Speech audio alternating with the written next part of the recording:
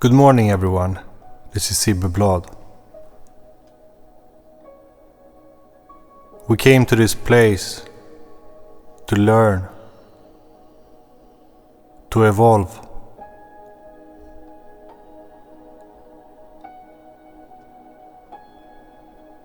The individual soul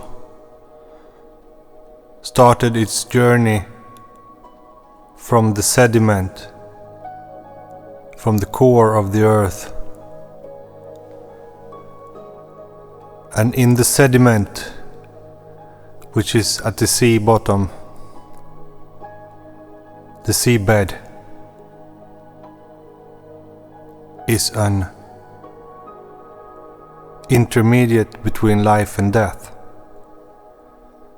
The creatures in the sediments, they are neither alive nor dead. This is a stage between death and life.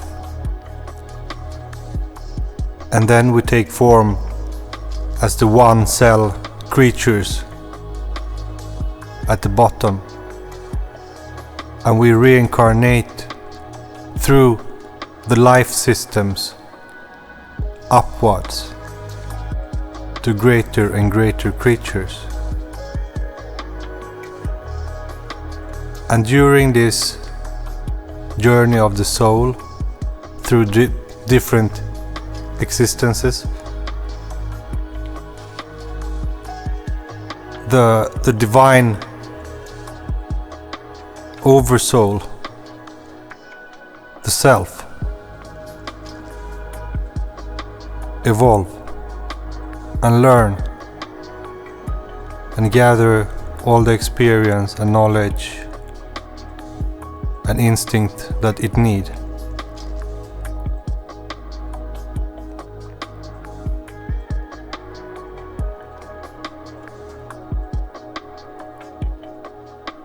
So we're here to live. We're here to create. In our physical dimension, we're here to create more life, more beauty, and make the system more efficient and more smart and more humane. More nice, you know.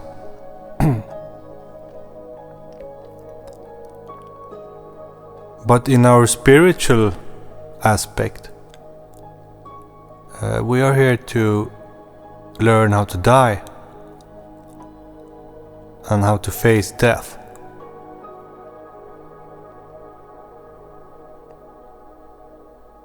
Because as we evolved from the smallest creatures to the ones with the highest awareness, it has been a great work, a tough work and a tough ride to get to here, and we continue from here.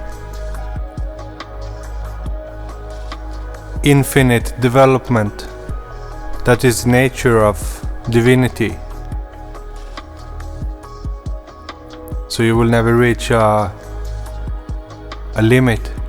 You will never reach a highest in the universe. Because when you reach the highest, you reach the point of infinite development, infinite growth, and stillness at the same time. It's remarkable. It's outside the human senses. One night I was in my backyard looking at the stars, and I was feeling a little bit tipsy. So I lay down on the grass and I watched the stars. And then I noticed a strange thing which I never saw before. First of all, the dark night sky was a dome. It looked like a huge dome, like a tower almost. it was not round. And then I saw the stars was moving. They were swirling round. Constant movement. So the sky was not standing still. And while I saw this movement, I also saw a retrograde movement simultaneously. So the universe was spinning in two directions at the same time. And this is outside 3D human consciousness. But we have to understand that there is so much more to space.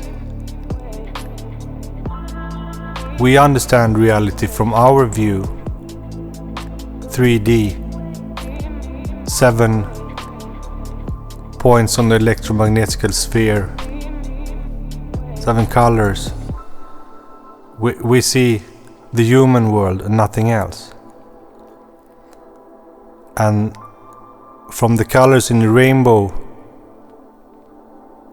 we know that the universe bathed in trillions of colors.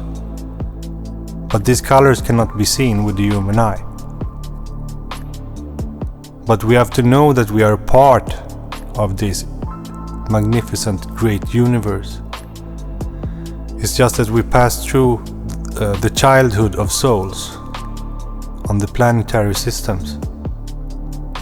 And we are also to be one with the higher forces of the universe, with the higher intelligence and the higher entities. We can also be a part of this currency, of this spiritual evolution in space. We are part of that. But we are children, and in our race is a mix between animal and higher creature. So we have to fight down our animalistic our tendencies, and become pure, so we can face death. And we have to learn about death, so we can act right when we die. And we can have the right type of actions during our lifetime, and the right type of practice to meet death. Death has been made a horror movie by the religions. That's why people don't want to talk about death. They don't want to see death.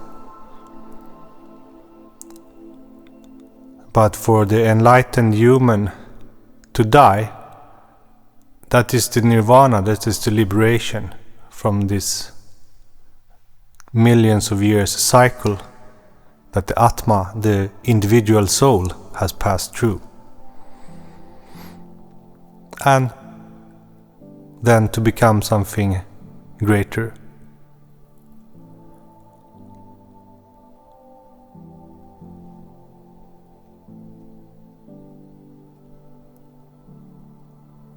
So we cannot be too fond of physical life. We must know that all life suffer. Life is sufferation, life is work. Physical life is demanding, is necessary, but is very demanding, and we need to rest. Our soul needs to rest in the divine grace, in the divine love, in the holy power. That is our true essence, our true nature. We have to learn to rest in that and ride on that vehicle through death. And we have to learn to face the stages of death. Our civilization kind of forgot about death.